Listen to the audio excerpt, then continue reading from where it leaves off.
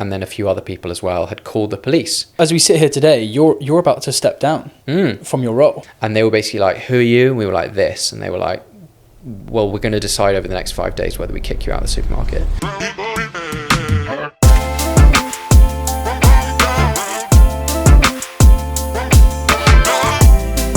I think the reasons for our traction to date are almost as simple as brand and product. Yeah, so it took us from 50 grand revenue to I think $1 million or something. But if you phone anyone at Tesco and say, can we have a state funeral for bacon with a coffin in London, please? They'll be like, obviously not. No. What made you end up on a cruise ship looking at robots? So, Andy, how are you? good, thank you. Pleasure. Thanks so much for coming down, giving us some of your time. You're a busy man right now. Yeah, a lot going on. A lot of plant-based sausages to sell. Indeed. How has the start of 2024 been for you? So it's been busy, successful so far, on budget. We've hired a CEO, which is very, very big news for us. And we have sold a lot of sausages, bacon rashers, our new roast product's going really well. So yeah, can't really complain about the start of the year. Good. Well, we're going to get into the world of this for sure, because there's a lot I want to kind of ask you and find out about. But before all of that, I kind of want to go back a little bit to the younger years. I mean, I've looked and done my fair amount of stalking on what I can find out about you, and obviously you've seen this from afar and also Chosen as well. But it seems like you're pretty chaotic in life and do chaotic things. Was that how you spent your childhood? Did you always feel that you were trying to achieve things and trying to do things differently? I don't know about chaotic. Probably varied. I've done different things in my career so far, but generally quite purposeful once I get my teeth sunk into something kind of thing. So I think chaos is definitely not good for kind of leaning in and extracting a good result from a long-term kind of project. Whereas I think varied I would concede to probably. But yeah, I think I've always been like somebody who tends to flip from thing to thing, and I get quite obsessive about things. So hobbies is probably quite a good proxy for the career history that you've seen. So when I get into a hobby, I get really into it. Like my current thing, which I'm self-loathing about, is paddle. Right. And I'm self-loathing about it because every West London person like sounds like me and looks like me gets into paddle, but I can't help it. I love it. Yeah. So I'm playing like 7 mornings a week. Wow. And like getting obscenely into it. Are you any good? I think I'm all right. Yeah, I last weekend I think I got a national ranking in the top. I think that's pretty good. Well, small sport. Fair. But I think I'm going to be in the top 500 hopefully. So that'll be good.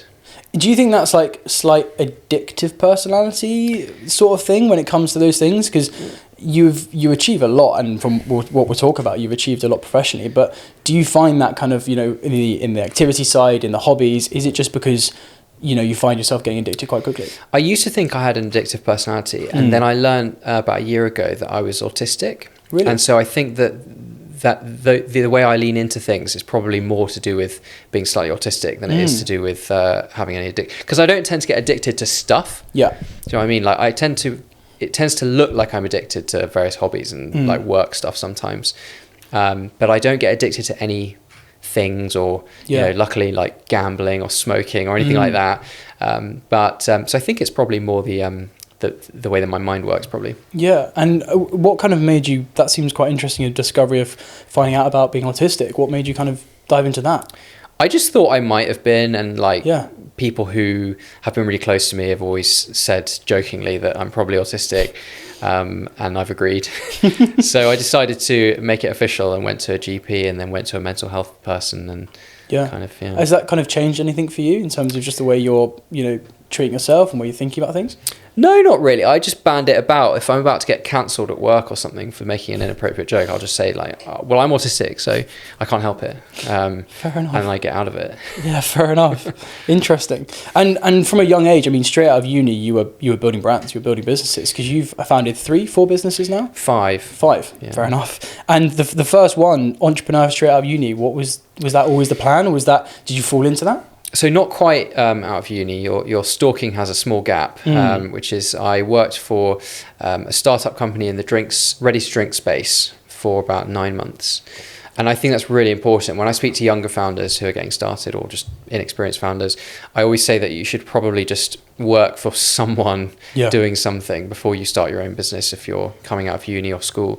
Because you just need basic things like how to write an email. You know, do you put best regards or kind regards? Or because you'll find some people who are sort of 17. Like if I get emails about work experience or something from a kid, it's normally like silly things like the sign off will be like, you know, just something weird. I can't think now what it would be, but nothing you'd actually see in the adult workplace. Do you know what I mean? Yeah, is it sometimes like thanks so much and that kind of thing? That kind of thing. Yeah, just like weird little quirky stuff that would get flushed out if you worked somewhere. Yeah. So did you feel you needed to kind of work somewhere before you built your own thing? Was that a bit of a plan? Yeah, I didn't want to just be rudderless. I didn't have an idea. And so actually I did have an idea, but then I canned it. It was actually my claim to not any fame is that I thought of Crowdcube before crowdfunding was a thing. Really? Yeah. So I actually met the founder of Crowdcube at an event, and I told him this, and he was like, "Cool, whatever." It's like the guys like who thought of Uber before. Yeah. It's like such a rubbish claim to fame. But I thought of it. I called it Equity Fish. Yeah. And it was literally exactly the same as crowdfunding. And I got as far as dealing with the they were then called the FSA. I think they're called FCA now. And I dealt with them for like a few months, and it was so terrifying, the burden of kind of financial regulation for it. So when I met the founder of Crowdcube, Lee something, I said to him, listen, I canned it because I was so scared of how long it would take to get regulated. Was it bad? And to my gratification, he then was like, yeah, it was terrible. Like his eyes just looked like miserable. And it took him like many, many years for it to get regulated. So you're kind of happy you didn't go down that route? Yeah, very, yeah. Interesting. And so after your kind of first initial business, you then went into, I guess, similar to the space where you are now, which was Chosen Bun, which I actually used to rate you as one of the best burgers in London. So there's an achievement award on your way. But tell me about Chosen Bun. Why did you go into that space, particularly, you know, that journey as well? Before you even started that, you were in McDonald's for a while. Yeah, I can tell you about Chosen Bun, but again, your stalking is a B- now. I know, I'm not very good at it. There was a business which I started when I was 21. That was my first business, which I had for a few years. It was called Recruitment Squared. So it was a graduate recruitment company. We had a bit of a point of difference because we would like doing these kind of try before you hire schemes. Yep. Where we'd set people up on internships for free to the company. Obviously, they'd pay the candidate. But if they wanted to hire them, then we would take a fee. Full-time hire, I mean. So I ran that for 2.5 years or something, from 21 to like 23, 24, and then sold that. It's actually still going under the current owner, which is great. Quite a romantic little ending to the story. We use them now for this. Yeah. That's really cool. Yeah, it's really sweet. So started that business, sold it, and then went into Chosen Bun, which is what you have seen before. So yeah, Chosen Bun at the time, so circa 2012, you couldn't get a good burger really delivered in London. It was basically impossible. There was this one company called Deliveroo, but you're too young to remember that. I'm only like 7 years older than you, but you're too young. And it would come in a sort of, you know, sweaty, kind of slumped mess from Deliveroo. So me and my now co-founder, but then also co-founder Pete, we decided to set Chosen Bun up, and we designed and patented this packaging, which would kind of keep the burger in perfect condition and all the ingredients stacked perfectly. And we did quite well with the business, and it grew to over 1 million revenue in like a matter of weeks. Wow. And yeah, it was good. We learned a lot. And yeah, sold a lot of burgers, and eventually we sold it 3 years later to a big fast food operator. And in your sort of discovery of Chosen Bun, because we'll talk about this a little bit when it comes to this, but you really are about discovering the market and understanding the market as much as you can before you build anything, which I actually love that approach so much. You spent some time at McDonald's for about 6 months. Is my stalking paid off there? Slightly less. I was there for about 3-4 months. Fair enough. So why did you go to McDonald's? What was the purpose of being in there? So I didn't know how to run a quick service restaurant. I had run a recruitment company and been a student doing nothing at uni before that. So I wasn't qualified. So McDonald's is kind of best in class for running a quick service restaurant. They are incredible. So I wanted to get a job there and learn kind of like all of the basics, you know, like how do you design and maintain a cleaning rota for the store? Like how do you set the layout up so that nobody has to move a couple of steps when it's busy? like all these little things that aren't second nature to somebody who's not in the industry. Yeah. And I would definitely agree with you that doing a real deep dive into the sector you wish to go into is crucial. And I always advise people who are looking at business ideas to do a deeper. It's incredible how rare it is actually that people really dive in. Go and get a job in a pharmacy if you want to go into some sort of digital pharmacy business or whatever. Yeah. I actually got a job in a pharmacy a few years later because we were thinking of setting up some prescription meds company. Yeah. So yeah, go and get a job, learn, absorb. People just don't. Yeah, what was the biggest thing you took away from McDonald's? Obviously, you're talking a lot about operational side of that, but was there something within that, that really stood out as we need to make sure we're doing this at Chosen? There's probably one thing, yeah, which was, but there were lots of little things, I should say. It wasn't really that there was one dominant thing. But the one thing probably that was most important for us at Chosen Bun was it was drilled into me, not really explicitly by a person, because obviously I was just cleaning the bogs and Were you cooking? No, you were kind of doing. I was on chicken station mostly. Nice. They didn't trust me to go onto the tills, which I found quite insulting. But I was on chicken station making like McChicken burgers and portioning out nuggets and stuff. And the one thing that really I learned there was, above all else, was that it's very, very important in a busy restaurant that nobody has to move more than about 2 steps. And so that might sound simple, but creating a layout which allows for that kind of efficiency is actually very, very difficult. And it's taken McDonald's, tens and tens of years to perfect that. Yeah, because obviously there's the film about McDonald's which people might have seen that gives that kind of context. So did you take that into Chosen? That was one thing that you were like, if we do this, it's going to help us a lot? Yeah, we agonized over the layout of our store. Yeah.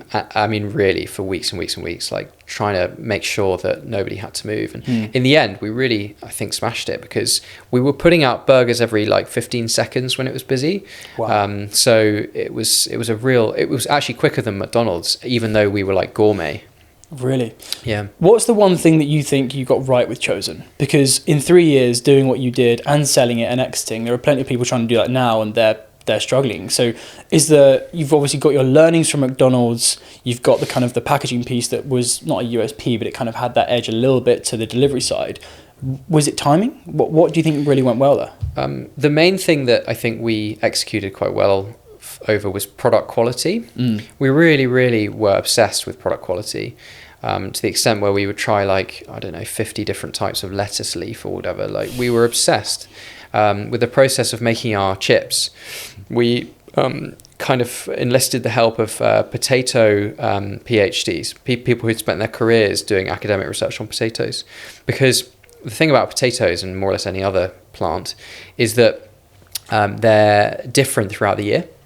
So if you want a consistent chip, you cannot stay with a King Edward potato or whatever. You have to then rotate through different potatoes because in August a King Edward potato will be completely different from a Maris Piper, and then in winter that will change. Right. So things like that mean that if you just use one potato, which many restaurants will, you won't have a consistent chip. So you worked out the kind of the calendar of potatoes. We had a rotation of 3 different types of potato throughout the year. Yeah.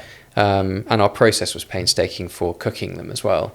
I would audit the site that cooked them probably once every 6 weeks. I'll just turn up and make sure that the temperatures are right and stuff. We were completely obsessed, and hopefully people like you at the time appreciated the quality. Yeah, I think it was as you say, one of the purposes of why you started it was you could go there and you knew what you were getting, which is kind of what you get with McDonald's in some way, apart from when you deliver it to some random locations. But yeah, it's really about the reliability, I think, when it comes to the food world. Why did you sell Chosen?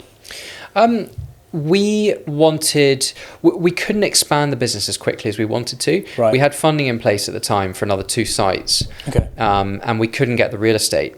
Landlords didn't want a sort of hot and sweaty and smelly burger restaurant below their office or their residential flats or whatever.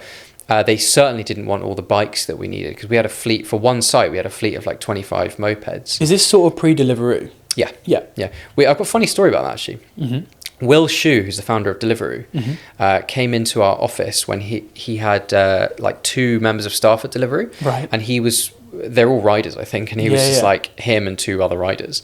And he was doing the head office function. It was literally nothing. It was absolutely kind of embryonic. It was a couple of months old. Yeah. And he had heard from somebody who lived in Fulham that we were like exceptionally quick and efficient at delivering food.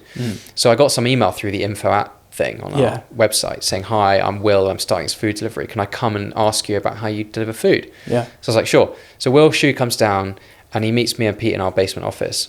And he describes his idea. He asks us a few questions about how we, the back end and how we run it and stuff. And he leaves, and I turn to Pete and I go, that guy has not got a hope in hell of making that business work. Really? Yeah, I was like, zero chance. What made you say that? Why did you think that? Was it because the idea was so out there? But what was the actual reason why? I felt like it would have been too difficult to make any money. I felt like the unit economics would be too challenging because, we're going back some years now, but I think I was preoccupied with the fact that on top of the restaurant's prices, how are you going to fit in the wages and the other sort of, not fixed costs, variable costs for the bikes and everything else? I just thought there's not enough sort of meat on the bone for that to work. To be fair, well, clearly I'm wrong, but to be fair, the unit economics for that business have been a big, big challenge. Yeah. And they've taken many, many years to get to profitability. I think they're just about maybe getting there, but like it's taken a decade or whatever. Yeah, it takes a long time. So I wasn't right, but I was slightly less wrong than I could have been. Amazing. So after Chosen Bun, I know some stories I would love for you to tell, but you started trying to discover the next problem to solve. I've heard you describe it as before. And in that discovery, you did some pretty crazy things, including going on a cruise ship and all that stuff. Were you really looking for like a bigger problem to solve, or were you looking just for a challenge for yourself and Pete? We were looking for an exciting business to start, basically. Yeah. It's literally as simple as that, really. We wanted a new challenge and start a new business. We didn't really have any criteria to start off with. So for the first 6 months of this process, Pete would come to my flat every morning at 9 o'clock. We ran like business hours so that we were, semi-professional about the exercise. And we would just sit there in the flat and hash out ideas. The process vaguely was that when somebody came up with an idea, we'd do a first step was to write a P&L.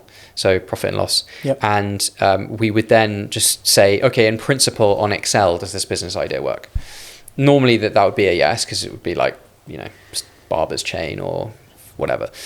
So if it got past that stage, we would then start to talk to people from the industry. So if it was a barber's chain we wanted to do with maybe some automation or something, we would speak to barbers. We'd call up barbers and or go there. Sometimes we'd sit outside different businesses with a clicker and see how many people went in so that we could understand what the realistic expectations would be for like footfall. And then we would start to do a deeper dive. If we had conviction still at that point, we'd get a job in that industry. So I had a couple of random jobs during that time. What made you end up on a cruise ship looking at robots? So one of us found some article online about a robot sort of bar person. You know what I mean? A bartender. Yeah. So there was a robot that people had repurposed. It was actually originally a robot that was used in industry, like to make cars and stuff. Yeah. And they had repurposed it, this Italian company, to make drinks. So you could basically key in, I want a margarita or rum and coke, and it would then go zzz, zzz, and it would basically get a glass and then like get the bottle from up there and like it was pretty cool. Yeah. Also very unreliable. And so we thought when we first saw this, like this is the future, because anybody that goes to a busy bar knows that most of your night is spent queuing for drinks, and this would solve the problem because you could have like 6 of them and there'd be perfect efficiency. So we thought it was really exciting. And so we went to Italy and we met the company that basically repurposed the robots, asked if we could be a licensee for them, and they were like, sure. And then the only operational one was on a cruise ship. By Royal Caribbean. It's one of those massive ones. At the time, I think it was the biggest in the world. They keep on making it the biggest in the world every year. So back in like 2016, 17, it was the biggest in the world. But we couldn't get on it because you can't just get on a cruise ship. Funny enough. Yeah. So we came up with some phony thing like we were press We had press passes to get on, basically, and we wrote, I think, to Royal Caribbean, and we said that we were press, and we wanted to cover the story of, because coincidentally, it was in, I think, Poole Harbour or something, Right, or Southampton. It was like debuting to show the world how big this big boat was. So we were like, we're press from Pete and Andy publication, and can we come on? So we got on, and we were like, where's the robot? They were like, deck 9 or whatever. So we went and saw the robot, and we saw it in action, and we learned at the time that it was extremely unreliable. when you say unreliable, just in terms of it would break and cause a mess, or just it didn't really work? It had a lot of downtime. We were basically chatting up the person who maintained it on the ship. So he told us that it actually had about 50% downtime. It was basically like not quite, because it wasn't designed to be a bartender. Yeah. It was designed to like make cars, like Teslas. Yeah. So it was not really like super fit for purpose, and it was a bit clunky, and it would spill the drink everywhere, and then you'd have to shut the whole system down for someone to clean it, because it was so deadly. Like, imagine the force. Because they're strong, right? I mean, it's not like a small arm we're talking about. This is, I mean, they must be like 6 foot tall. Yeah. So you're talking about an arm that can lift a car chassis like this. So basically, the robot had, they called it something like a sphere of safety or something. And no human being could go within the sphere unless like the mains were like physically unplugged by a person. Christ. And so all of that meant that when you did have like a little spillage of Coke on the white surface of this bar, you'd have to basically shut the whole thing down, like hardwire it down, so that someone could go and go like, and then it would start again. It was the most stupid thing ever. We thought it was genius, but then we actually saw it and we were like, this is not good. At that moment, were you like, we're not doing the arm thing? Yeah. We were like, good laugh, really fun for a cruise ship, not our next career move. Yeah. And was there another idea in trying to fix problems that you almost got close to before you sort of stumbled on this? Yeah, loads. What was we spent almost a year and a half doing this. So that's one chunk. Wow. We got very close to starting a prescription delivery business where you would have, because there's a problem where normally older people struggle to keep track of like multiple prescriptions layered up. Right. And there are kind of rubbish solutions like these little plastic kind of coffins where they have all these different little sections for the meds, saying Monday, Tuesday, Wednesday. I've got one of those. Have you? Quite useful, yeah. So yeah, useful. But if you are somebody who perhaps is cognitively not like as quick as you once were, yeah, that you can't really keep up. Even when you're writing on it, you know, because you're then another week, and then there's complications. Exactly. So we saw a business in the States actually doing something which was quite clever called Pill Pack. Got sold to Amazon in the end, and we thought something a bit like that but a bit different would be really clever. So we got really into that. We spent about 2 months on it, and I got a job as a pharmacist assistant. So I was packing meds and stuff in prescriptions, and so we were quite close to doing that, and in the end we just decided not to. When you go into like the pharmacy thing, the McDonald's thing, etc., when you're in these businesses, just tracing back slightly, what is it you're really looking for? Are you just trying to find every angle to every picture and work out every problem, how everything works? What is it you're actually trying to find in there? You know, or are you just trying to get the experience? No, it's very single-minded. We're looking for reasons not to do it. Yeah. Right. So from the moment that we're throwing a ball in my flat and thinking of the idea to the moment when we're standing in a pharmacy, like being a pharmacist, we are looking for fundamental reasons why we shouldn't do it. So, because we already know why maybe we should, right? Which is that there's this problem, and this idea could solve the problem. So we're looking for reasons not to do it. So, you know, perhaps you won't get enough people needing meds every day. Perhaps the marketing costs will be too great. Perhaps, you know, the regulation side will be too difficult. Perhaps the NHS won't integrate with you well enough. Like, we're just constantly looking for reasons that it won't work. And you stumbled upon solving the problem with this. And what was the biggest attraction to this for you? So I think that it felt like a glaring omission that the UK didn't have compelling like plant-based products or even compelling like plant-based brands, really, in my opinion. So it felt like such a big gap at the time when we first kind of looked in about 2017 or something. Maybe 18. And we just, it was almost kind of a light bulb moment where we were like, you know, clearly people are going to start eating less meat, which is now the case. People are having less meat now than they ever have. And, you know, they're going to want alternatives, basically. So, yeah, that was probably the biggest draw, that there was just an absence of good stuff.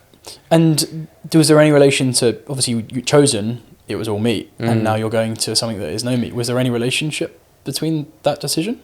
Not really. We ended up laying down a criteria about 9 months into this kind of process of like brainstorming, which was that it had to be in sustainability, because we wanted to have a constructive career basically from then on.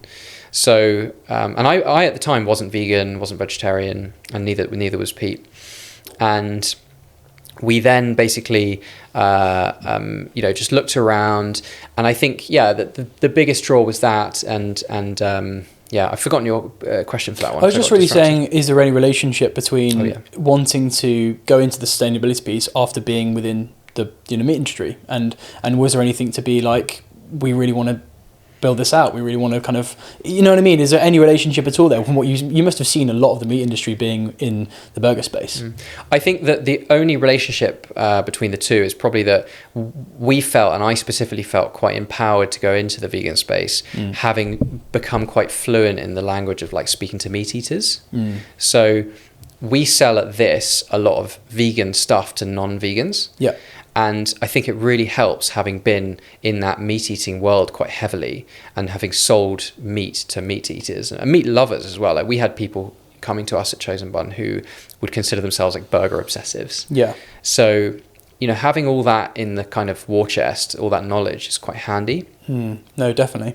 And what were the early days of this really like? Because I think everyone now would look at this, particularly, from the outside in, it is an amazing success, and we're going to talk a lot about that. But what were those first couple of months really like for you and Pete? First few months were R&D. Right. So it was kind of 90% R&D, basically. We really did a number on the kind of the R&D for the first products. I mean, we're talking like genuinely thousands of iterations of products. So, because it's difficult, we wanted it definitely to be world leading, because there was a lot of dross, there still is, in the plant-based world. And so we really wanted it to be as good as conceivably humanly possible. And that means like graft in the R&D process. So that's what our first few months were, just in labs all around Europe and the UK, meeting scientists. We met dozens of scientists, like trying to get to grips with what is at the leading edge in terms of plant-based development. And this is your second business with Pete? Yeah. Yeah. What is it between you and Pete that works in that, and why did that work in the earlier days as well? Why did you make another business with Pete? So I think the main things are that we respect each other, we like each other. We're now like kind of, really, really close friends, almost best friends, I'd say. And we also we have a kind of perfect balance in terms of I'm good at things that he's really bad at, and he's really good at things that I'm really bad at. And so we almost fit together like a jigsaw in that sense professionally. But I do think it's really important as well that you genuinely like and admire your co-founder, because you spend so much time with them. Yeah. I think Pete's the only person probably at all in my life actually who whenever I describe him to other people, I tend to get a bit emotional because I love him so much. Like, I'm kind of like, I always well up a bit when I describe his qualities because he's so great. Yeah. No, so I mean, it's really, and I imagine you think you probably couldn't do what you're now doing without Pete. Yeah, I think so. I mean, we've been a good team, so it's super handy having someone that, you can rely on to just own it and get it done with whichever their bit is. Yeah. Now, in growing this to where you've grown to, there's been a lot of marketing, and I think as a brand you approach it really well. The first thing I want to kind of touch on is that, especially in the space that you're in, there's a lot of brands going, we need to educate the market, we need to educate the audience. And I imagine that was obviously entering, when you entered it, part of the thought process a little bit, but you don't really educate, you mainly disrupt. Am I right in saying that? Yeah, definitely. We've never sort of ventured into here are the environmental arguments, here are the ethical arguments. We just kind of make people laugh. Why do you think that's so important to do? Because people tend to have an extremely emotionally charged relationship with meat. They love meat. If you tell people to stop eating meat, it's like telling them to stop drinking, or like telling them to stop having sex. Like, they love meat. So once you start talking about vegan food or vegan stuff, they sort of tense up and get defensive. It's very true. And so that's why it was my conviction from day one that we shouldn't talk about those things, because we shouldn't trigger people into feeling defensive about what we're doing. I thought that a good way to almost like sneak into the back door with people and to get their defenses down was to just make them laugh and focus on like surprising them and making them laugh and feel entertained. And do you think that has been one of the biggest drivers for your growth and popularity in the space, is that approach? Definitely, yeah. I think the reasons for our traction to date are almost as simple as brand and product. Yeah. And what we're describing falls under brand, obviously. And with that product piece, obviously across the last couple of years, you've developed a lot of product. Has there been any strategy to that, or have you really just been looking at what the demand is? Because you have to create a lot of the demand for every product you release in some way, right? Because a lot of them are brand new in the space and you're innovating as well. So how do you look at that product development piece? The strategy has changed over the years, from the very beginning being like, oh, I think we should make like bacon. Although, to be fair, to give us some credit, there was no compelling like plant-based bacon at the time, 2018 or whatever. Yeah. So we wanted to make bacon because we thought it would be a kind of hearts and minds win. If people enjoyed our plant-based bacon, then because bacon's always touted as that thing that gets vegetarians back into eating meat and stuff. Really? That's interesting. Yeah, it's apparently like a bacon sandwich, or because it's obviously like a small piece of meat in some way. Well, it could be an urban legend, but they say that it's the meat most responsible for coaxing people back away from veganism and vegetarianism, because that the smell or whatever, I don't know. So we just felt it would be a good product to launch for all those reasons. And then as time's gone on, the strategy for new product development has become a bit more scientific. Right. And also, like, at a really high level, it's been to try and make sure we're the full service kind of package for people. Because to start with, for the first couple of years, we were like the bacon guys.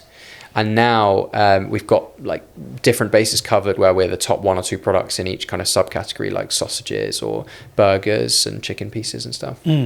That's super interesting. And from kind of the last couple of years, you've gone from 0 to 20 plus million in revenue. That process of really getting there, and a lot of people that will be on a LinkedIn post, or you might be saying that very easily. That is a lot of hard work to get to that point. What's been the biggest challenge of really getting that momentum and getting to that point? The biggest challenge of getting to that point, probably just product development, I think. I don't know, there are quite a few that equal measure. Product development's definitely one where, in our world, we have to make promises to the retailer quite far in advance. Right. If you finish product developing something and then you go up to Sainsbury's or Tesco and you're like, hey, I got this thing, they'll be like, sweet, we'll list it in like a year. Because they tend to work almost 12 months in advance.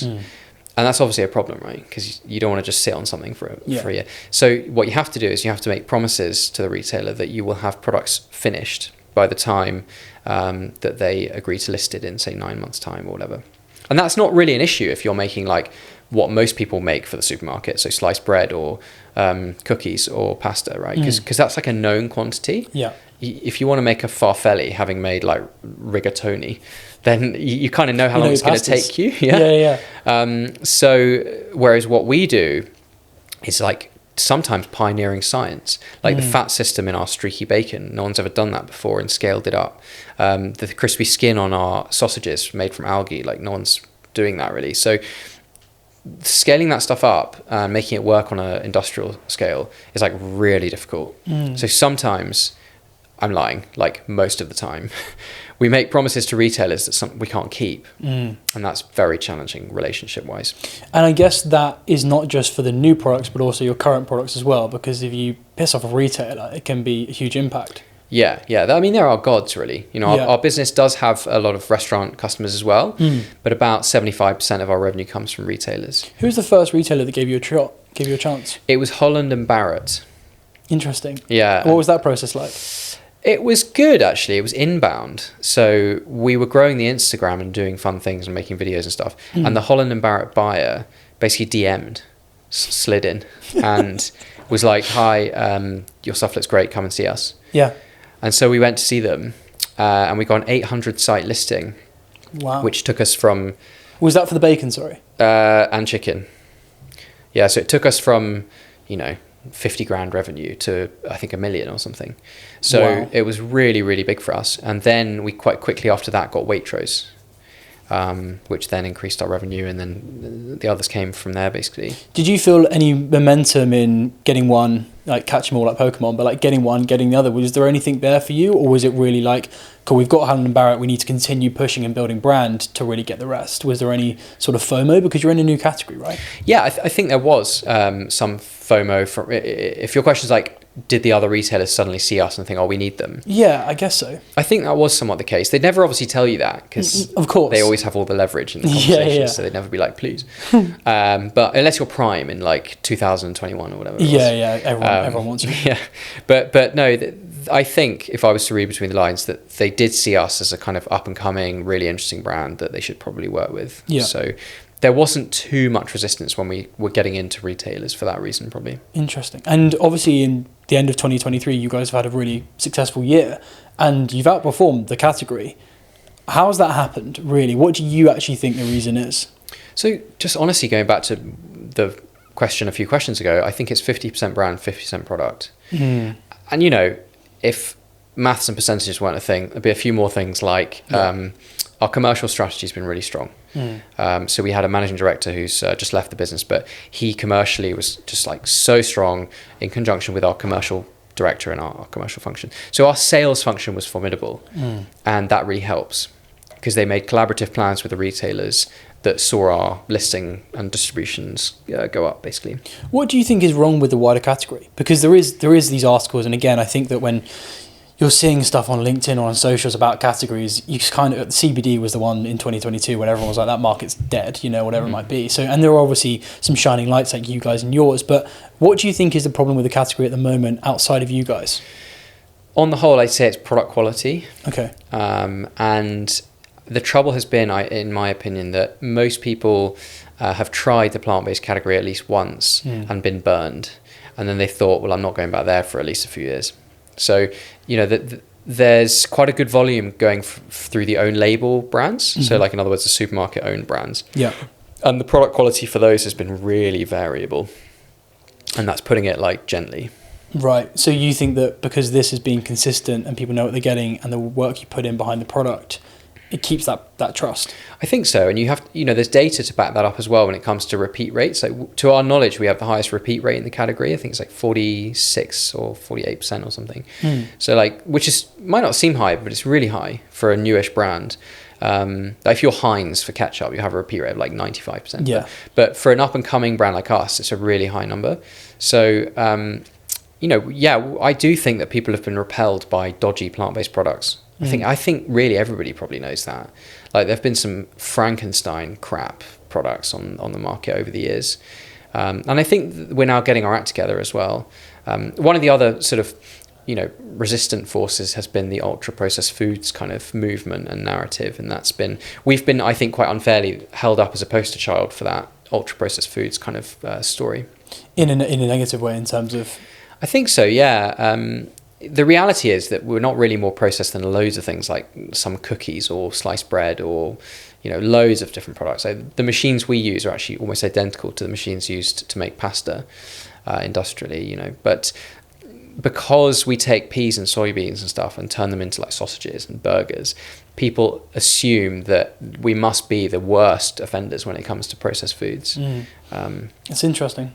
Do you think that your marketing efforts have made you outperform the category? I think it's a big part of the reason, yeah, brand and brand building for sure. We've engaged people and they've enjoyed consuming our media. Sometimes it has felt like we're a media company that happens to make food. And I think that's been an important part of our kind of traction. Do you aim to piss people off with your content? No, but we may have made peace with the fact that we will piss people off, if that makes sense.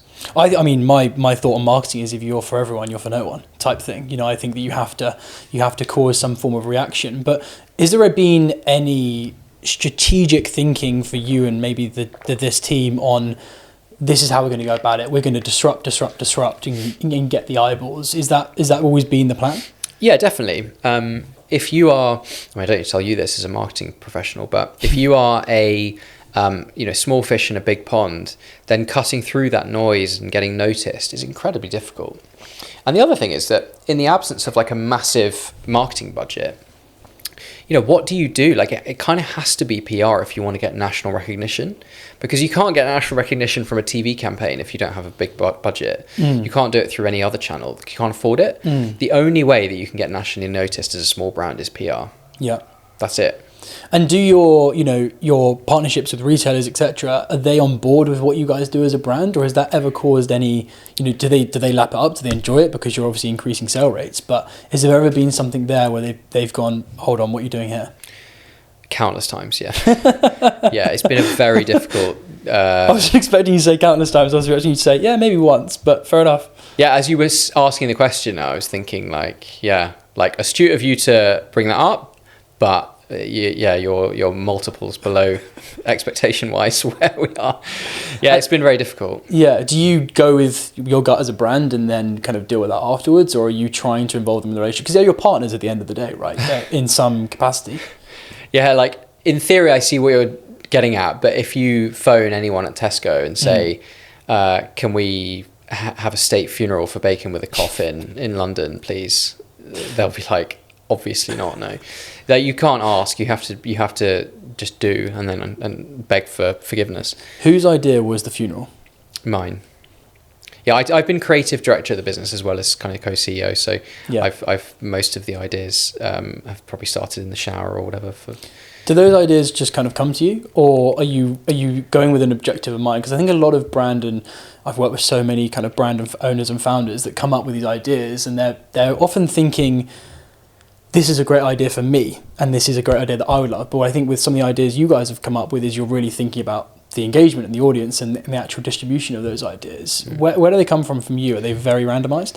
Yeah, I have to think about it. They don't just come like a lightning bolt when I'm watching like Dragon's Den or whatever. I have to think about it.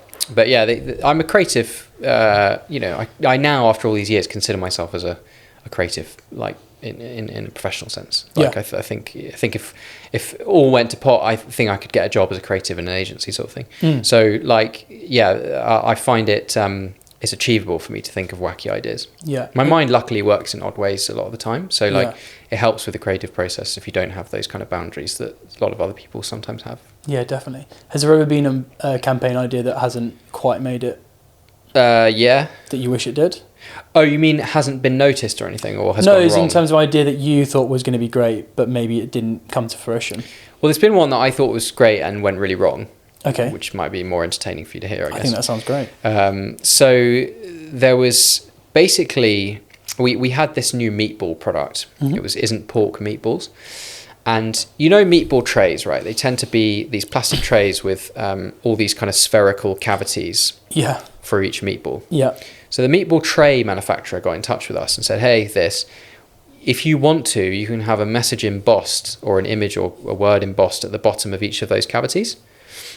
So I was like, quite cool. Yeah, I was like, exactly my reaction. Yeah. So I was like, super cool. Let's run an Instagram competition to basically determine what we put in each of those cavities. So we did the Instagram competition. Loads of funny things came back. I was the judge of what would be the winning entry. And the one I thought was the funniest was kind of a word in each of the cavities that eventually, when you read it through the pack, spell, hi, my name is Sam and I'm being held hostage in a meatball factory. And I thought at the time it was quite funny. And so we did it. We printed several 100,000 of these trays and we sent them off to the supermarkets. That was that. Did the supermarkets know that was in the tray? No. And ask for forgiveness later. I was about to say, see above, so I was on about 2 months later or a month later or something. I was on a work trip in, I think, Holland. And I got a really panicked call from my colleague in the office. And what had happened is somebody in Yorkshire and then a few other people as well had called the police because they thought that there was really a hostage. And the police called Special Branch, who are the division of the police that look at the most serious crimes and the human trafficking, things like that. Yeah. So Special Branch turned up in a massive convoy at our office with blue lights and tried to arrest me, and I was in Holland. So basically there was a bust, and they obviously said, Andy's not here, you can't arrest him. And they also kind of tried to explain to them like what the gig was, and they showed them, I think they showed them the designs for the package and everything like that. And the fact it's on all of them, not just one. And it's like not a I mean, in reality, right, Sam would have to have spent 30 grand on a tool for a machine that took 2 months to make, that would then emboss all these packs by the 100,000. So it's a bit, but fine, I get it. People in the public didn't know that. So anyway, that went wrong quite badly. And the police, in their kind of investigation, they also spoke to all the retailers that week. So we got hauled in front of like our buyers' bosses' boss. It was like board level at these supermarkets. And they were basically like, who are you? And we were like, this. And they were like, well, we're going to decide over the next 5 days whether we kick you out of the supermarket. Wow. And they basically all said the same thing. And so because of this meatball tray that I thought was kind of funny, we nearly lost like our whole business. What was going through your head at that point? Fuck. Yeah, I mean, yeah, that's a good point. What have I done? And what obviously was the outcome of the whole thing? We got a big slap on the wrist, basically. I think we got some like pared back distribution for one of the supermarkets, but basically it blew over. Did everything stop in terms of product at that point? Was everything pulled off shelves, or was it? From one of the retailers, I won't say who, but they made us like take them all off the shelf. Yeah. It was like a proper recall situation, which was quite expensive for us. We also had to prove to the retailers that we had a new protocol, which basically, I mean, it was so embarrassing.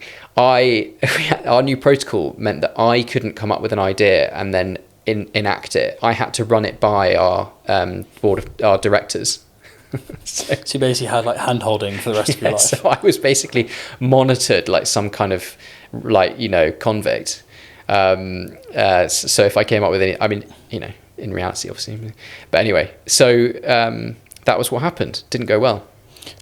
I can imagine what you're thinking at the time with everything that's kicking off, but how are you in those situations as a leader of team? Because obviously you are dealing with a pretty serious incident. It's something that's gone wrong. There was no intent for it to go wrong. It wasn't malicious in any way from you guys or the brand. But how are you as a leader in that situation? Like, how are you with the team? Because everyone's probably thinking this could be the end of what we're all building, right? So how did you react? Well, among all my faults, I'm quite calm. Like all times, basically. So I was calm and just explained what happened. And obviously the kind of enormity of it, I didn't quite go into all the gory details. I wasn't misleading, but I didn't scare people, basically. Yeah. But yeah, I learned sometimes in life you have things happen where you really learn whether or not you're calm in bad situations. And I've had one or two, particularly one of those in my life where I definitively realised I'm not like a big flapper when things go wrong. Yeah, God, I mean that is a crazy time. I think unfortunately I'll be flapping at that point for sure. So obviously as we sit here today, you're about to step down from your role. That's a big part of the journey, and that's a big part of the piece. I mean, tell me a little bit about that, because it's yourself and Pete, right? Yeah, we fired ourselves. Good. Did you send each other letters? Each of you getting a P45? Handed each other the box of like the files and the like plant. Yeah. No, so yeah, we came to the decision really a while ago, a few months ago, that there would be better people out there to lead the business at the stage we're at. Yeah.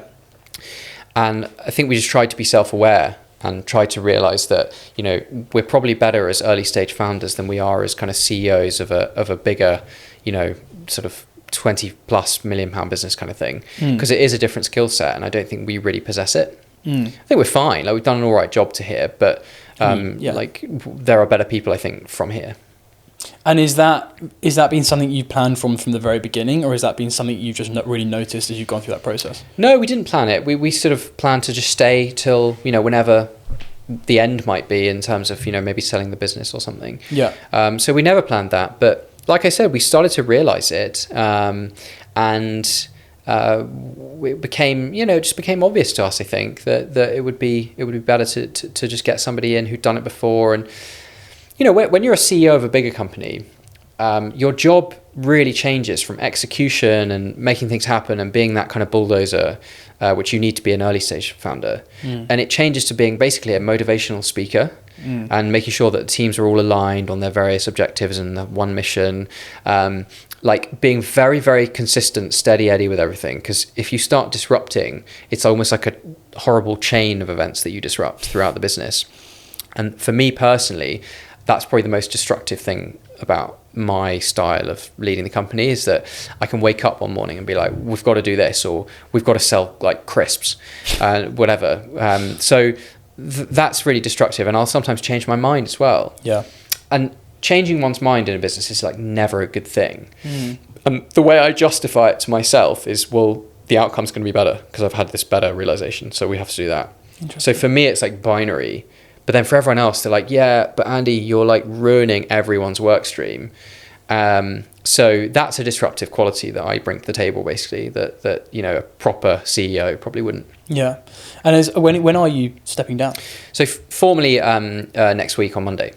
But we are going to stay in the business full time and support. I'll be doing creative and helping with new product development, as well as investment into the company. And Pete will be doing things around supply chain and ops, finance. So we are going to be around. Yeah. For the midterm anyway. Eventually, if things go really well with the bedding in process with our new CEO Mark, then we'll get out of his hair at some point. Yeah. So he doesn't have to worry about your creative ideas moving forward. Exactly. And as you look back at kind of the journey so far from building this, has there been something that business has kind of taken from you in terms of time, relationships, friends, etc.? Has there been something that is kind of taken away from you? My hairline, predominantly, I think. I feel you on that one. Yeah, you're doing all right. No, I need to go to Turkey very soon.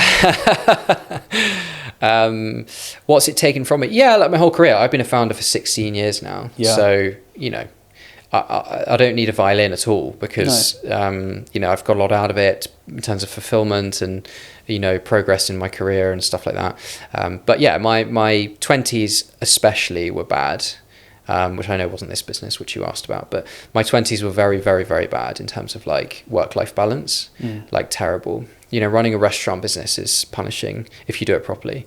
And you know, we just never, we had a policy, me and Pete, where we didn't want the restaurant to have neither of us in it, if you know what I mean. So there's always one of us, in other words, in the restaurant. And the restaurant's opening hours, well, forget the opening hours, cleaning as well before and after, started at about 9:30 a.m. and finished at about 2 a.m. So between the two of us, 7 days a week, we covered those hours. So it's pretty intense. And that's also forgetting all the admin work and emails and stuff alongside. So we're working sometimes like 16-hour days, like frequently for weeks kind of thing. But do you think it's what you needed to do for it to get to where it went to, though? Yeah, definitely, yeah, definitely. Because it's hard to have an independent restaurant delivery business that punches a hole. You know, we were like 500 feet from a Domino's store that was really one of the top 5 in London, I think, in Fulham. Yeah. So, you know, we had to be on our A game to make any progress in that business. And then, yeah, like you asked about this, obviously, that has taken a lot because this is more emotional. Okay. With a bigger team has come like complicated people problems, which I haven't had before. Okay. So whether it's having to let somebody go that joined the business really early, or it's employing somebody in the business who is really nasty to somebody you really like, and then having to deal with that. And like, there's just all these complex people problems that have really upset me over the months. And they take little chunks out of you. Why does that upset you? Because I feel responsible, like a parent or something. I feel like if something's gone wrong on the people front, it's my fault. I've allowed it to happen. Somebody's being bullied or something like that, which doesn't happen very often, obviously. But it does happen, doesn't it? Sorry? It does just happen. It does just happen, and I feel responsible, so it really upsets me. So that stuff has really taken little pieces out of me, and yeah, it makes you slightly less, you know, bushy-tailed and wide-eyed, really. Yeah.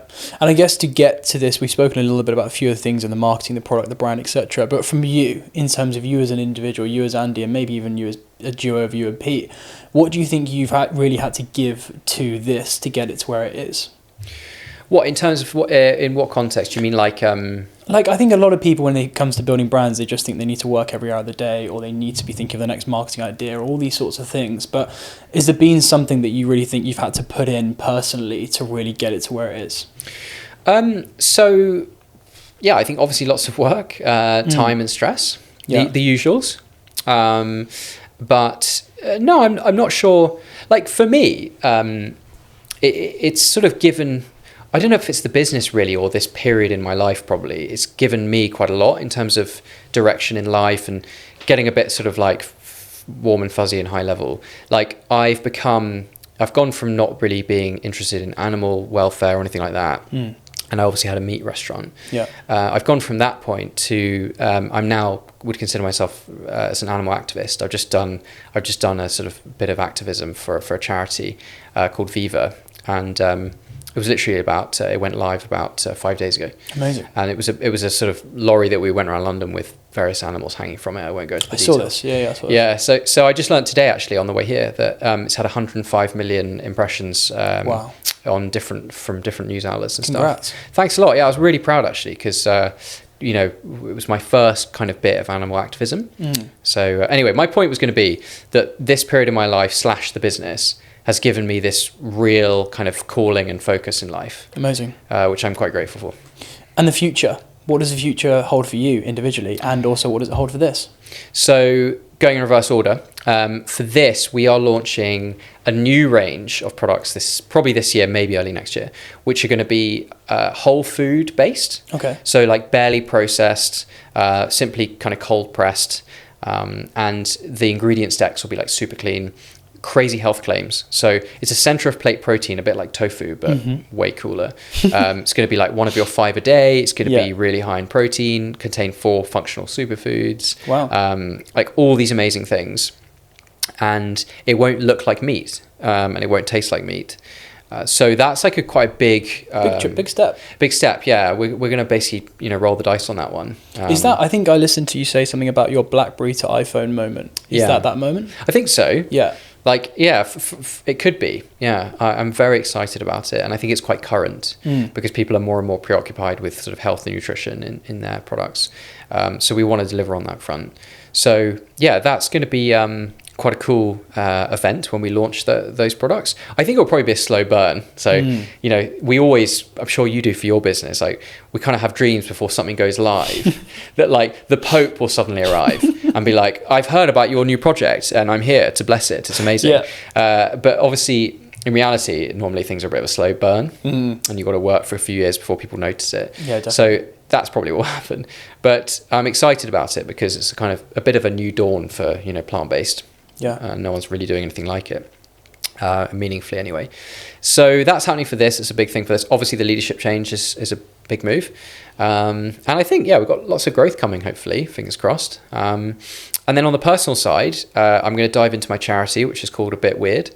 And A Bit Weird is focusing on animal cruelty issues in the food system, but also in animal testing or in fashion. I'm probably more ambitious. I am more ambitious with the charity than I've ever been with a business at all. Really? Oh yeah, miles. Yeah. That's amazing. Is it because it's purpose driven? I just care a lot about the treatment of animals. Yeah. And so, and I've cared about businesses, but nothing like how I care about this cause. I sort of over the years have become more and more obsessed with it. And I got a cat by accident. It was a rescue.